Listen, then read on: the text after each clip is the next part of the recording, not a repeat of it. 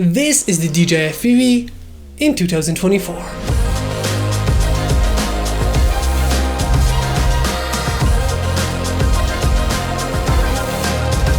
Well, it's been years since the release of the first FPV from DJI. I feel like it's good to look back in how good it actually is still in 2024. Because I feel like there's still so much value in this drone, and maybe you're thinking about picking one up, so here's what I think about it in 2024. While there are different FPV drones from DJI now, like the DJI Avata and Avata 2, I feel like it's still not the same as flying with the FPV, the original DJI FPV. Well, it is much bigger and much heavier, it is also much stronger and faster.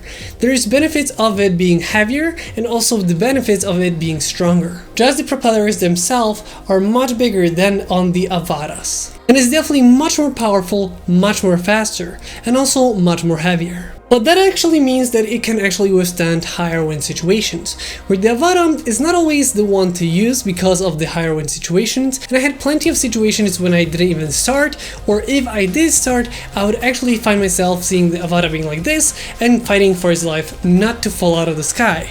Where with this, I actually flown in really stormy weather, and I can actually tell you that it can survive, and not only survive, but actually thrive in those situations.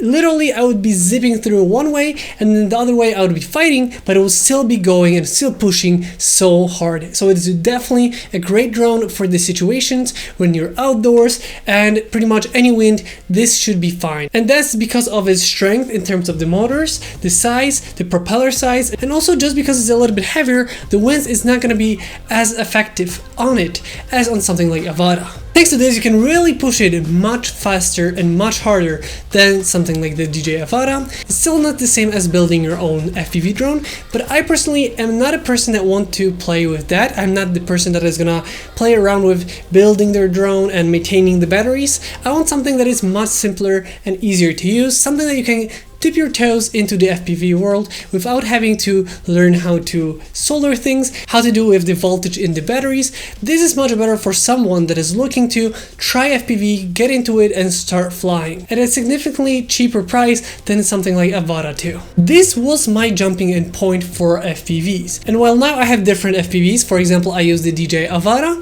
which has now been turned into DJI Avata with the Axis Flying mod, well, I still have this in case I know I'm gonna go to a place where it's going to be a little bit more windy, and I know I can trust this one in those situations. Also, the weight is not a benefit in terms of traveling with it because it's a little bit heavier, and actually for my travels I would have to put it in my suitcase, in my luggage, and I would have to just have it in there with my clothes and everything, and the battery is with me in my backpack, but it always took a lot of weight and also just less space in your luggage for your adventures. So definitely think about this, how you're gonna actually use it, because if you want to travel with it, maybe this might not be the best option. Unless you have no other option, then I guess it's better than nothing. I did definitely take it with me, and it's just a little bit more to carry around. Even on the location, in your backpack, you're gonna have to carry around a little bit more, and also the setup is a little bit longer than with something like Avata.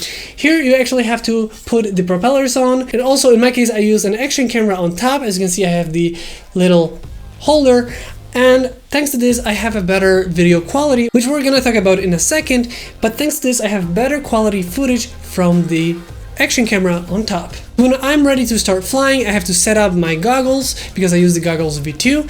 Also, I have to set up the propellers, the action camera on top, and because of that, the whole setup is a little bit longer, and this is actually heavy, and you have to have it on your backpack or in some bag, so it's always a little bit more to carry around.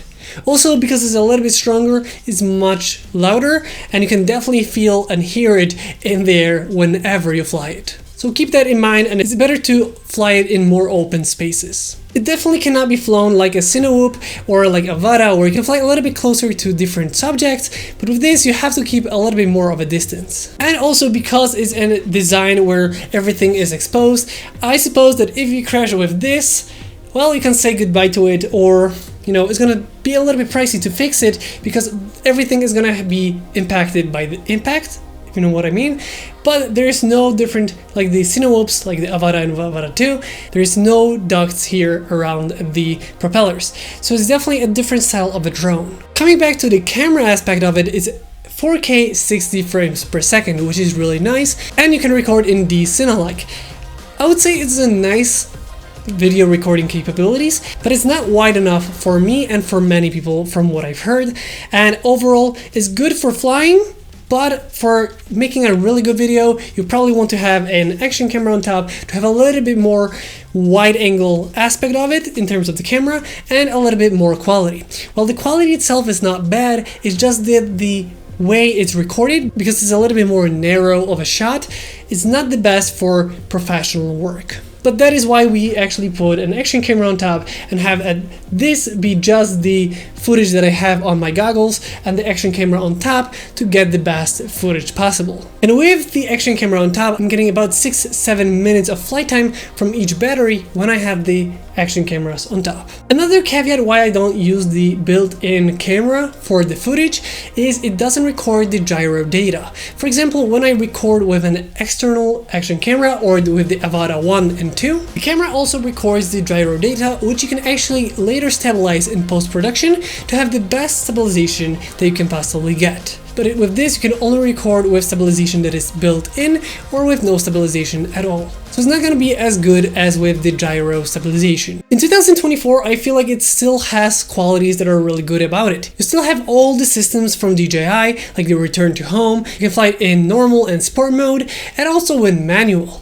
You also have every system you would have, so you have the goggles, the controller, and the drone itself, the smart batteries, you don't have to worry about charging and the voltage, and also overall usage is just much more user-friendly.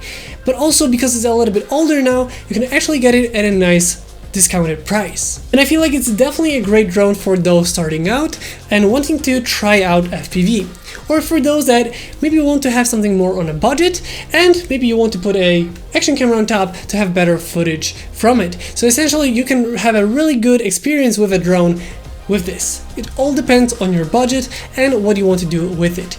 But overall, it's still a great drone in 2024.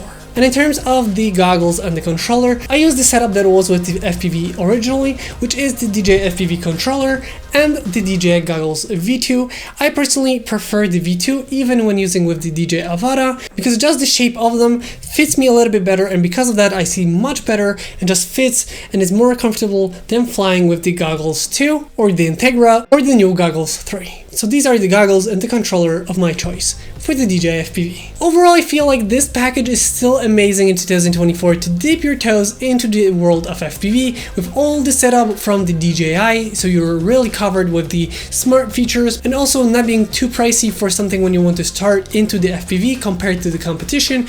Overall, it's still a great drone, but you have to ask yourself if this is something that you're looking for, the weight, the size, how you're gonna use it, all of those things you have to consider when getting it. I can definitely still recommend it in 2024. With that being said, that's gonna be the end of today's video. I hope you guys enjoyed this video. If you did, don't forget to like, comment, and subscribe. I hope you guys enjoyed this video once again, and I'll see you next time.